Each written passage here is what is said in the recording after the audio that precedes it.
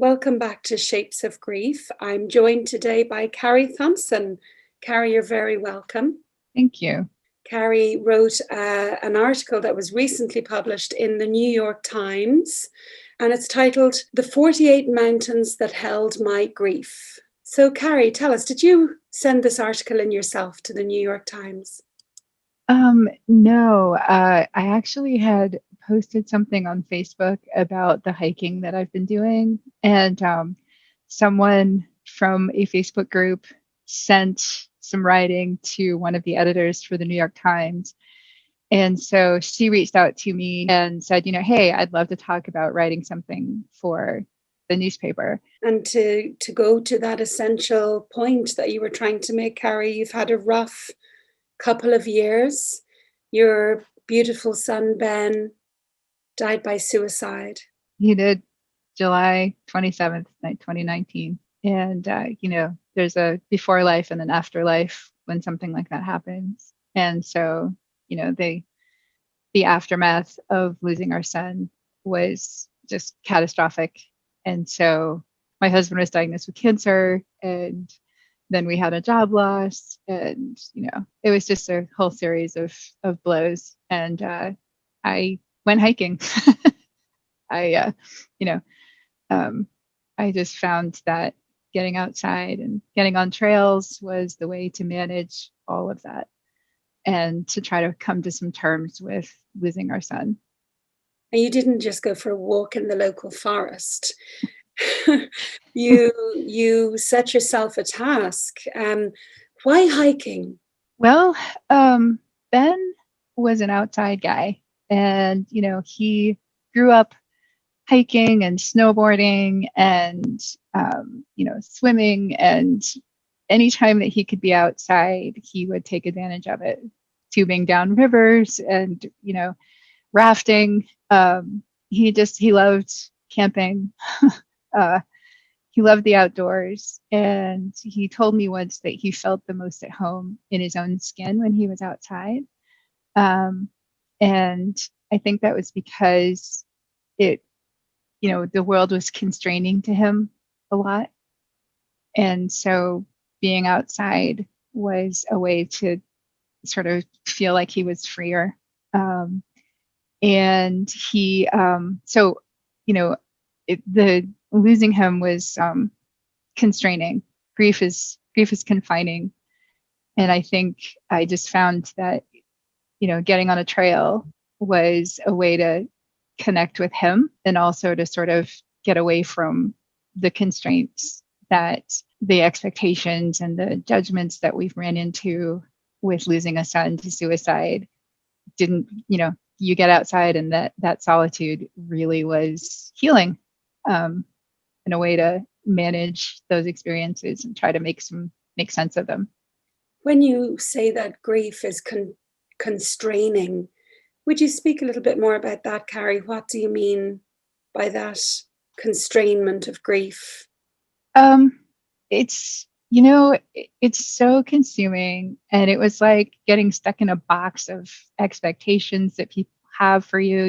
Like if you're if you're too happy or you smile, you're not doing it right. And then there's all these sort of expectations around loss that were really hard to manage. And I just felt it was like claustrophobic. I just felt like I couldn't breathe when I was stuck around people, or stuck inside, or stuck at home. Too many swirly memories and swirly things going on, and I could get outside and just make sense of it. But there's people have expectations of you, how you're supposed to deal with it. We were very open with the fact that we lost Ben to suicide, and that resulted in a lot of questions, and grief to suicide is less legitimate a lot of times to people. You mentioned that you felt a lot of judgments because of how Ben died. We were open about it. Suicide it makes people feel icky, right? Because it's a choice, or it's seen as a choice. They don't see the battle that happens when someone is fighting a mental health condition. it's not visible. It's not like a noble cancer thing or like a, there's just, it's it's invisible. And then when you talk about it, the family almost is supposed to be invisible too. When you lose someone to accidents, things like that, old age, people show up with food and they offer help and assistance and they actually follow through. And then when you lose someone like we did, we got, oh, tell us what we can do for you. And then people just they don't want to see it. So you felt abandoned in your loss, Carrie? I mean, we had family that were, we had people, they kind of went in two directions. We had people that were rocks for us and were checking in and letting us talk about Ben and encouraging us to honor the really beautiful guy that he was. He was brilliant and he burned bright and he was absolutely beautiful and funny, intelligent. And then we had people that were like, they disappeared. That's painful. Yeah. I met a mom who also lost a son to suicide. And she told me that, she said, your address book will change after you lose someone. And I didn't really understand what she meant at the time. And what she meant was there are people that you sort of know who are going to drift away because they're just not able. And it's not a really fault of them. It isn't like, it's just people have their capacity to handle things. And sometimes their capacity opens to being able to help. And sometimes their capacity is they just don't know what to do. So they kind of just, and I don't think they mean to do that. Right. I mean, I think they just don't know what to do. And so they do nothing. Yeah. And how do you think, Carrie, your grief, you talked there a few times about the noble cancer death. And I know cancer can be very messy and painful for those experiencing it. But how do you think Ben's death to suicide was different than somebody else's death? The battle to stay alive was invisible. The battle to stay alive was invisible. Mm-hmm. Could you see it? At times, at times, he talked about, he thought he was probably bipolar, a mood disorder. And I think he probably was. I certainly know that. I struggled. I have a bipolar mood disorder myself. It's been well controlled for years and years and years, but it took some time to get there. And he had some of those same kind of indicators at times where he just, you could see dysregulation. But for the most part, he was fiercely private about how he felt. And so most people had no idea that there was anything other than this brilliant, happy guy. The monsters that he fought were very hidden, So hidden, in fact, just a couple of hours before he died, you were all laughing around a dinner table. Will you tell us about that evening, Carrie? Yeah, I had dinner with him the night that he died. We went out to dinner with my mom and my younger son, and it was hilarious. Like, my mother was trying to fix Ben up with the waitress, our server. She kept suggesting that she ask her for her phone number on our check and things like that. And Ben has had a girlfriend, and he was kind of trying to turn her away, but my mom gets these ideas, and so it was just very funny. And there was no hint of darkness right at that moment. We parted with a really long, loving hug. I love you, kiddo. I love you, mom, too. And drove away in his crazy beat up car. And, I was expecting to see him the next day. And that night, I think he got home and he spiraled down and opened the door to the monsters and couldn't get free of them. And we lost him. And it was utterly, our whole life just collapsed in on itself. And so, I wanted to get in touch with him. I felt I wanted that connection. And the only place I found that connection was on a trail, on a mountain. You look for them, don't you? When a mother loses a child, her first instinct is to go, where are you? Where is your essence? So you took to the trails. But like I said earlier, you didn't just go for a walk in the forest. You decided. Yeah. Not long after Ben died, my husband and I we went hiking on our way back from dropping our youngest off at college, his first year in college. And so we had kind of, empty nesters, right? So your child was heading off to college, having just lost a sibling into a brand new life. Oh, yep. Yeah. And, that was, my youngest son, talk about grace and courage. He was, he managed that transition. He got counseling at school for a while just to help kind of keep things in perspective. So yeah, we were on our way home and we just, how can we try to come to terms with this? And we stopped in the Algonquins, and we hiked Mount Algonquin. We stopped in the Adirondacks and hiked Mount Algonquin. Which is where in the world, Carrie? It's in New York in the Adirondacks. It's the second highest peak in New York. And I don't know, I got up to the top and there's a, long trail. And there was a moment where it just felt like it might be okay. So we got home and probably the next weekend we went and hiked Carter Dome, which is in northern New Hampshire in the White Mountains, and Mount Height. And I think I wrote this in the essay that, it was just so heavy and we were so sad. And I got to Mount Height and the clouds were open and you look out and see most of the White Mountains. It's a 360-degree gorgeous view. I think one of the best views in the White Mountains. And those were the mountains that we had hiked with the children when they were young, standing there looking out, and I could breathe. It felt lighter, calmer, that sense of there's going to be a future. There's going to, it's going to be okay. And we scattered some ashes. I've scattered ashes all the way across the country at this point, but so we scattered a little handful of ashes, and it's like there was Ben, he was there, and we came down, and on our way home, I looked at my husband and I'm like, you know what I'm gonna do? I'm gonna hike all the 48 in memory of Ben, and he went, yeah, you will, and so I did. Tell us a little bit about that process, Carrie. How did you walk into it and how were you at the end of it?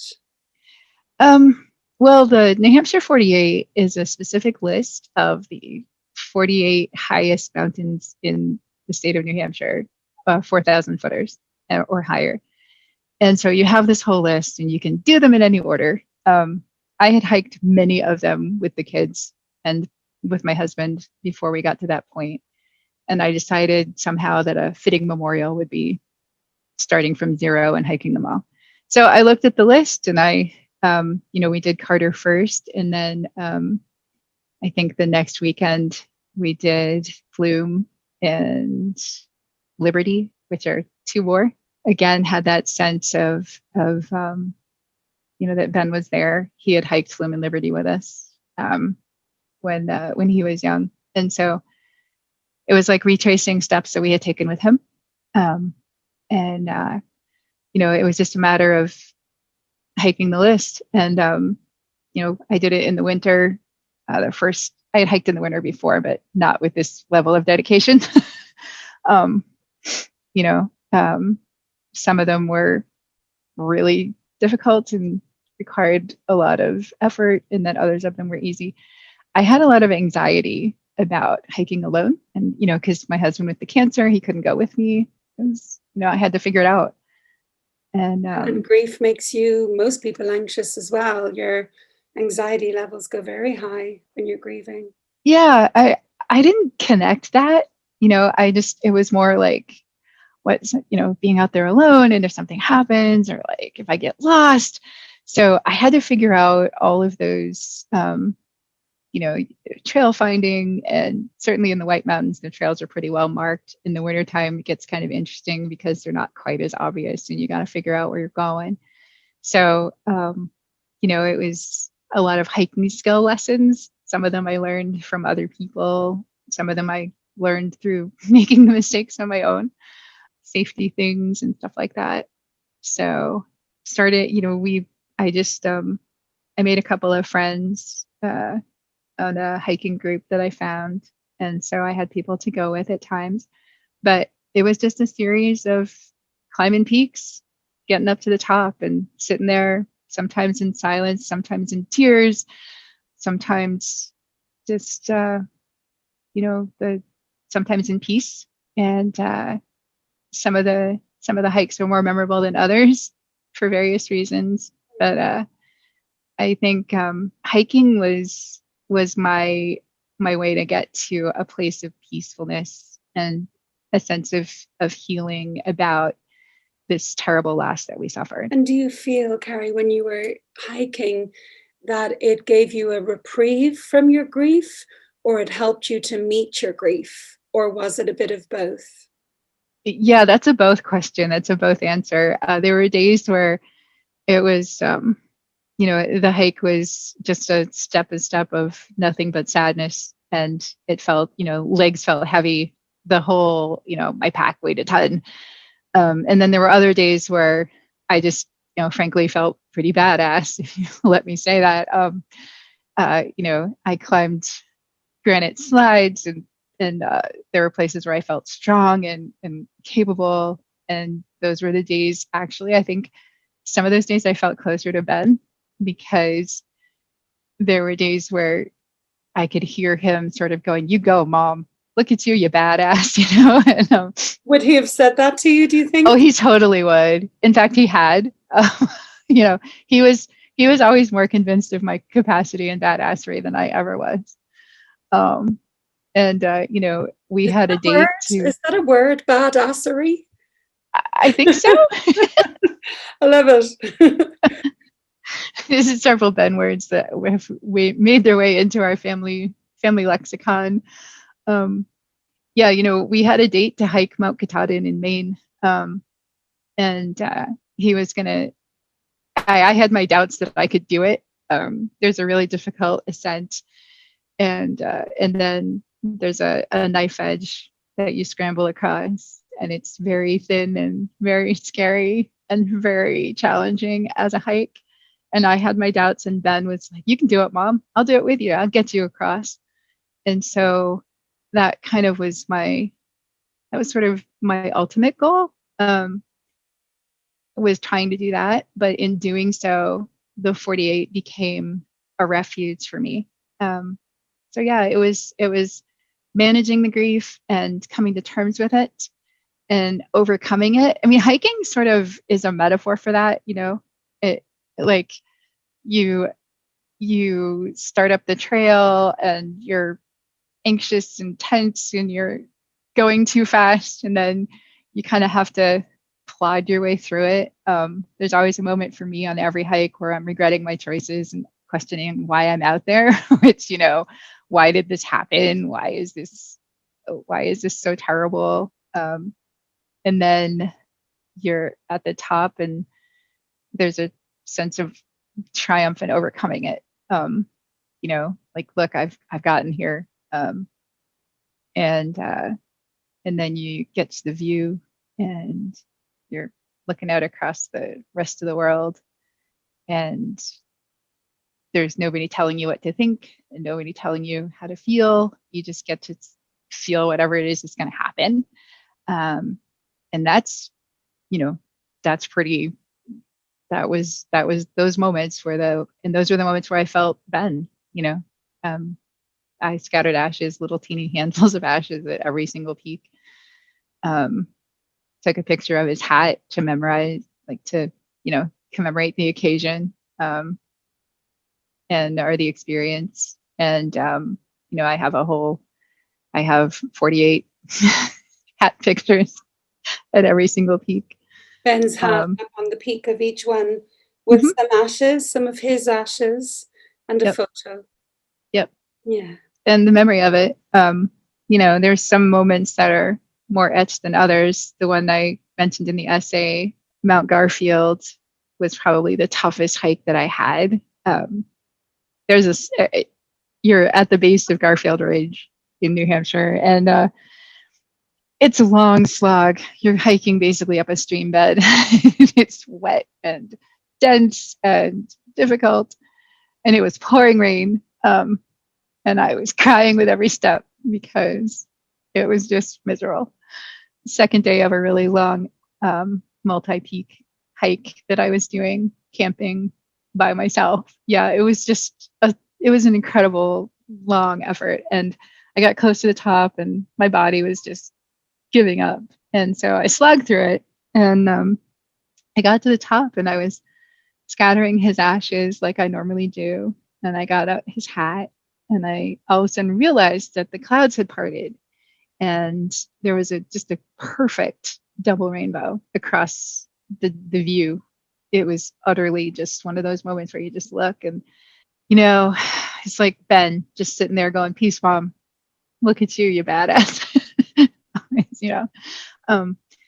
I love you. It's going to be okay. I talk to Ben a lot on my travels. Hey, dude, I miss you. And him kind of just saying, "I got it, Mom. It's going to be okay." So what was it like getting to the top of Mount Garfield that day? I'm standing there, I'd be draggled, dripping wet. My jacket was soaked. I mean, rain gear only does so much. You're going to get wet. I was exhausted, but exhilarated. It's just profound sense of peace at the peak. You've been outside and, that feeling of claustrophobia that I felt for the longest time got better over time. I'm just imagining you up there and the rainbows and what you must have been looking out at. Yeah. I like to tell people that the rooftops of the world are the places where it just feels like it makes you feel small, but there's a timelessness to it. And I think grief is timeless, right? It's never going to go away. I'm going to carry that forever, as long as I'm here. And in life, even when it ends, Ben was here and he touched us. And any life that someone, however they die, they leave, they leave people behind. They leave the life that they led. The mountains are kind of timeless, right? They've been there, since the earth formed by glaciers and all those things, but they're there and they don't, I don't know what I'm trying to say. There's a sense of eternity to it. You're out on the rooftop. There's something about the perspective as well of being so small on top of these huge mountains. And I think you write this in your article, that sense of it took all of these mountains to hold what felt like your enormous grief, even though on the top of the mountain you're one small little woman. The grief you were carrying felt so profound. It needed this vast amount of outdoors solidity to hold it for you. Would you say a bit about that, Carrie? It was like releasing it. It's that sense, like I said, of there's a release when you're hiking, right? You get to the top and there's a physical release. It's like you've to the top and it's all downhill from there when you return. And so you've put in the effort and you've gotten to the top and you're taking in this incredible vista. And sometimes it's sucked in and you can't see a thing, but that you're at the top. Those experiences, even in the cloudy ones, you're letting go of all of these feelings. And it just feels like the physical release kind of mirrors the mental release of letting go of the loss. And the loss just feels colossal to me. It still does. It's like, the world, Ben was destined to do great things. He was so smart and had so many ideas and so we didn't just lose. the world lost. Out there when you're looking out, it's like that huge loss just feels, the mountains are equal to it. Like they can stand it. They can hold all those emotions that feel so all consuming when you're trying to figure them out. I love that image.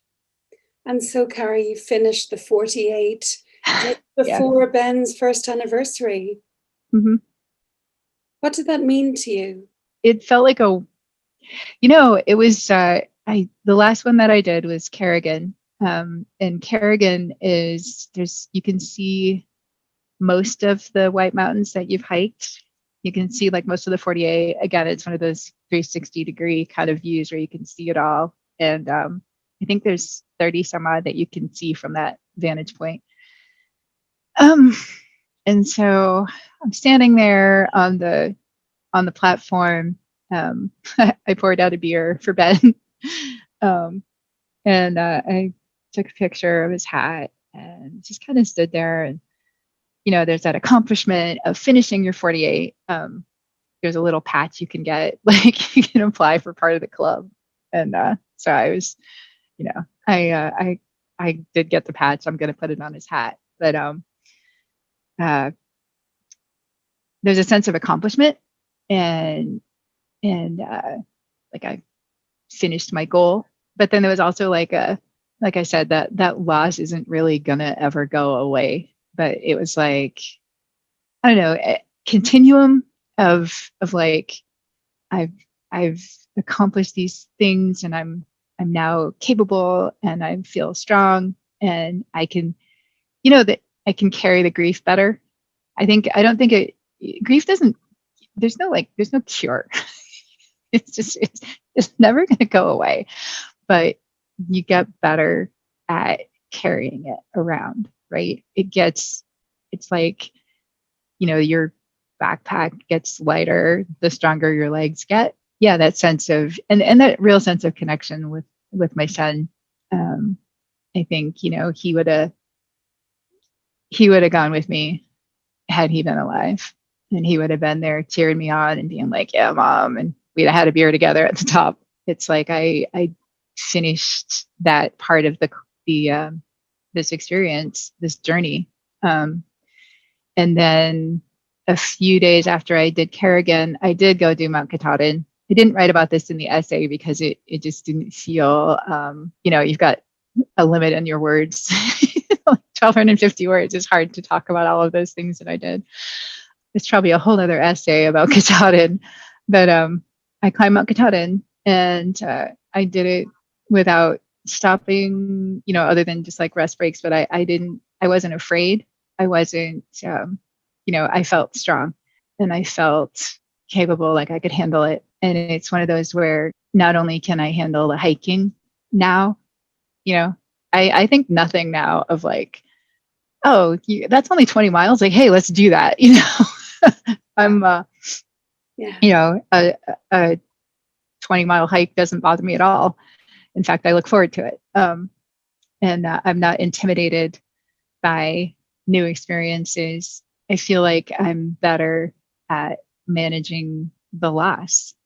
And it's only been 18 months, Carrie. We would consider this still really fresh grief. How are you doing now? Like you got a sucker punch. Like something will happen and it'll just bring it all right back. You'll read about someone else or... You were talking to me today about Congressman Raskin just in a couple of days. Congressman Raskin lost his son Tommy to suicide a couple days ago, and wrote this profoundly beautiful statement about their son, and it kind of echoed back to the sense that we had about our son. And I wanted to call him up and be like, let's go hiking. And just tell him that I feel that. And again, I almost don't want to stop feeling that, because it's like, I feel like, you have your heart just smashed open, use any metaphor you want, broken, burned to ashes, whatever that feeling is. And it's catastrophic. But it's made me, like I said in the essay, it's made me braver. I've seen the worst. I, I held my son after he died. I sat in the funeral home and gave him goodnight hugs and kisses. A little thing that we used to do when he was little. We had a whole song, and I sang it to him, and I've seen the worst, and so that just breaks you open. But I think in breaking you open, it makes you more sensitive to the sorrows of other people. I don't want to not be that person who's able to feel those sorrows, because I think it's like Ben would have Ben cared about so many people, and he cared about the world, and I want to be sensitive to that, right? So I don't want that vulnerability to get scarred over, if you will, with too much healing. I don't know how to put that any different, but I'm also a whole lot braver about everything than I was before. I've done things, publishing my writing, sharing my writing with the world like that. Ben always told me that I should. He's like, "You're a good writer, Mom." And that was terrifying, like utterly terrifying. And, I'm doing stuff now that I never would have done. Like this? Yeah. Podcast. What? Do you want to share with the listeners, Carrie, that this isn't our first time meeting? Yeah. Yeah. It was pretty nerve-wracking the first time that I talked to you. And I got a little carried away. Couldn't stop talking, which is what happens when I get really nervous. I just go too hard and too fast and get crazy, and then think about it and come back and be like, yeah, okay, we're just going to learn from that. Hiking is a series of lessons. Life is a series of lessons. Yeah. Activating, and, like I said to you, it's still so fresh and still so young, your grief, and it's normal to be activated. When you're speaking about Ben, you and I met 2 days ago, and you were talking 300 miles per hour, and I knew I just had to let you, and then afterwards, after an hour and a half, we said, okay, and we'll do it again. Yeah. Well, I appreciate the second opportunity. It's I hope this has got a little better for you. I feel a little calmer today. It is basically, the New York Times essay, my first draft was, I don't even remember how many words it was, but it was not 1,250, let's put it that way. You got to get the thoughts out. And that's something that hiking, that's something that you get on the trails too, right? It's you can figure out what your feelings are because you're, out there by yourself or with a friend who understands. You can identify what your feelings are and kind of put them into order, and you can let stuff go. Didn't matter what kind of mood I was in when I was hiking. I could just feel what I felt. It gave you the space for all of that rather than the constraints of day-to-day living and being at work. And it's important to say you took time off work, Carrie. You took 4 months off. I did. I took 4 months off and went hiking. Yeah, work was really hard. I'm a teacher, and teaching was kind of an anchor for me at start. It gave me an organization to the day. But there were, that judgment that didn't seem to matter what I did. I got questioned about, I called it the pity face. Are you sure you're okay? You sure? And that just got, it was overwhelming at that point. So I decided I couldn't figure out what I was feeling and whether or not how I felt was because other people were telling me how I should be feeling, or whether or not what I felt was really my own real self. And so I just walked away, literally, just, gonna put my boots on and get on a trail or my snowshoes and through the winter. And that was, that was healing. It was just peaceful, and I could figure it out. So what now, Carrie? You've done the 48. You're 18 months after Ben died. You mentioned your husband has had a cancer diagnosis and a job loss in the family also. What now for you? Well, we moved across the country. I'm in the Seattle area now, from New Hampshire. Took this crazy cross country drive, with a lot of hiking along the way, camping and hiking. Um, I hiked in Yellowstone and Glacier National Park and lots of places along the way, and scattered ashes while I did it. But we're in Seattle now, and my husband's got a new job. He's had a stem cell transplant and is in the, we're kind of through the worst of the recovery phase, and he's kind of in a maintenance phase at this point. Prognosis, it's not a cure, but it looks pretty good, and we're hoping for years and years to go. I got a new teaching gig, and my daughter lives out here, so it's not like we're without family. And I've been hiking. My husband and I talked about it. Hiked everything in New Hampshire. I needed some new mountains, and the mountains out here are a whole lot taller than what I hiked in New Hampshire. But it's a similar thing. You find your trail and get out there and find your way. Get some cool scenery along the way. I've through hiked the Enchantments, which I thought was one of the most amazing places that I could think of to go. I've done a couple of fire tower hikes out here and some sunrise things, and I'm just kind of continuing to explore and try to make sense of this crazy loss that we suffered.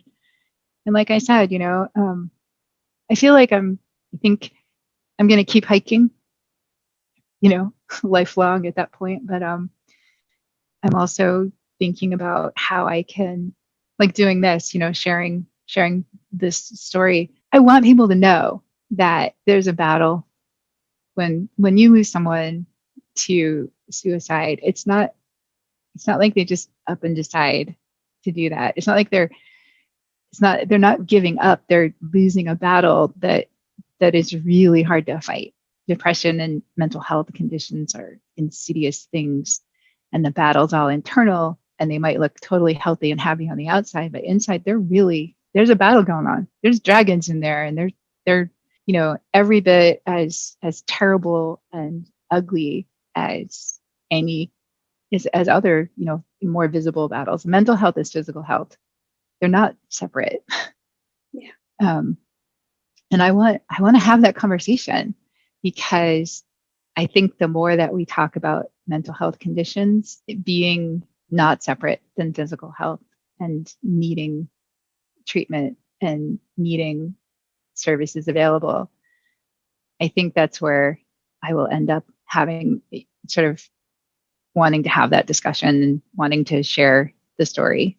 And it's not just that Ben died by suicide. He lived, he's a great guy. I think it's important to know that we lost him that way, but it's more important to try to figure out why he felt that he couldn't say something. And also, why that was just a part of him. Yeah. A minute, 2 minutes of his life in that final moment. But up until that point, he graduated from college, and he was just, there was so much potential there. And so I want to have that conversation. And I also want people to know that, like your podcast, grief is, loss is devastating, but it doesn't end there. Ben's story keeps going through me. I told somebody the other day, my heart kind of beats for two people now.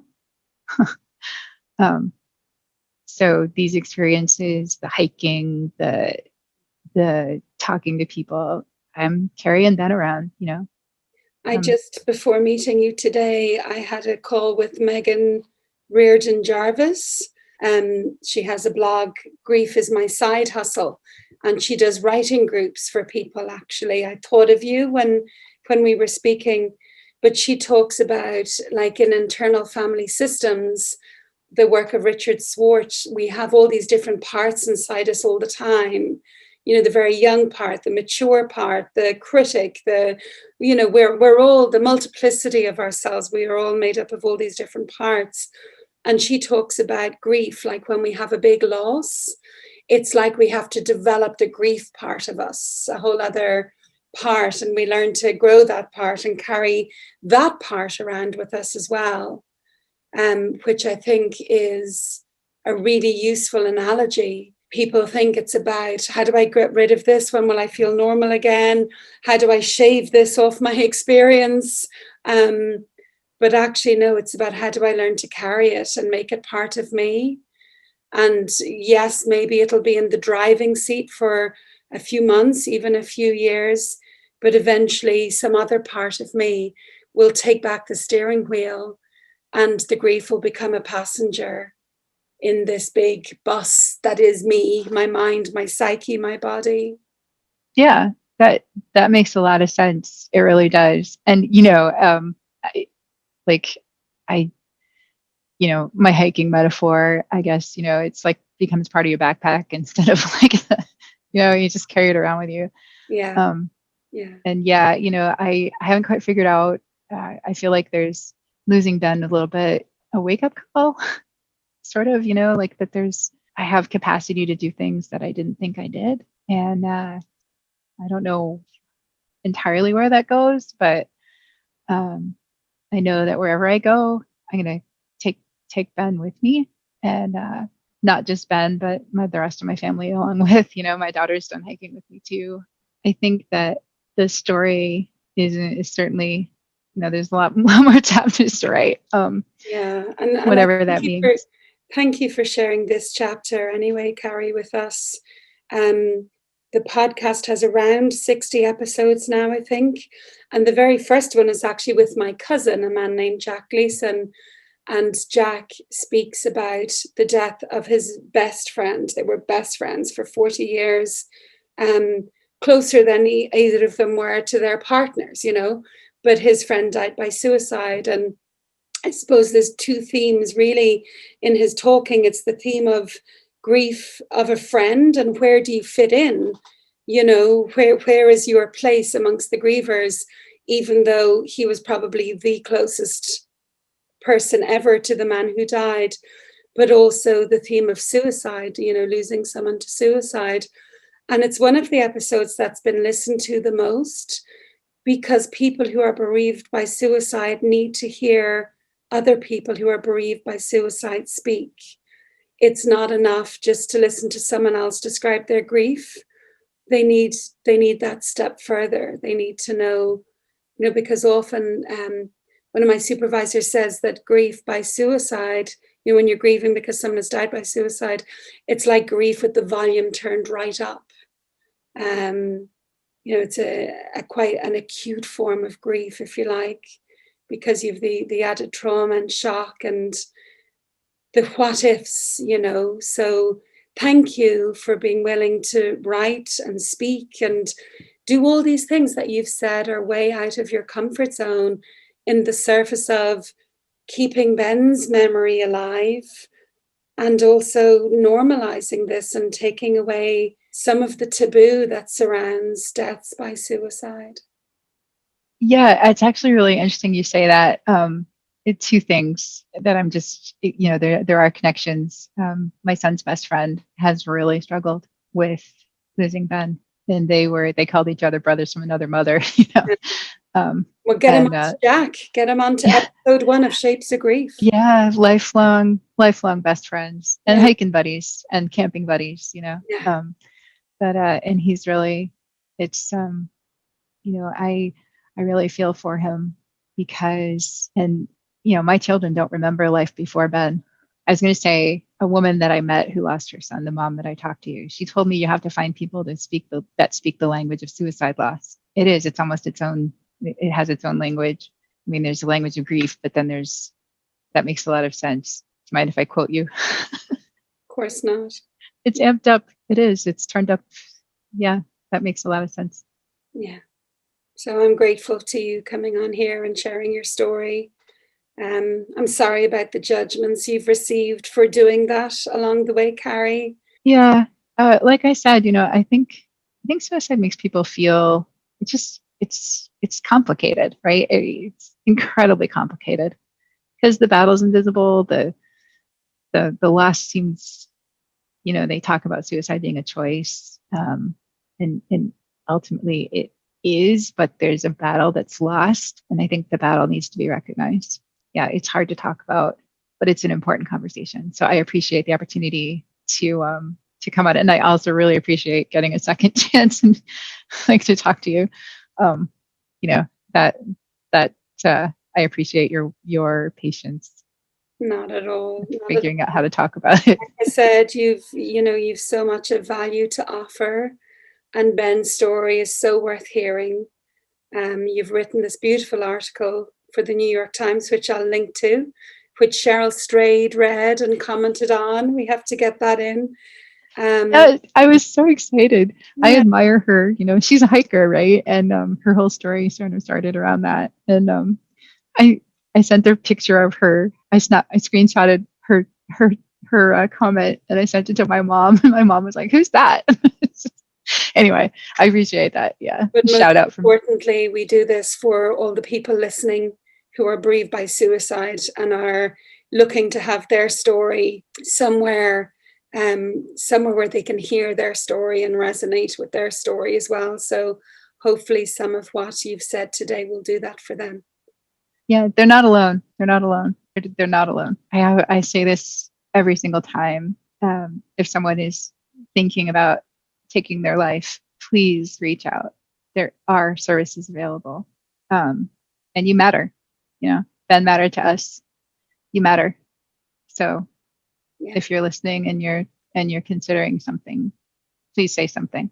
Carrie, thank you so much. Thank you. I appreciate it. You take care. Take care, Carrie.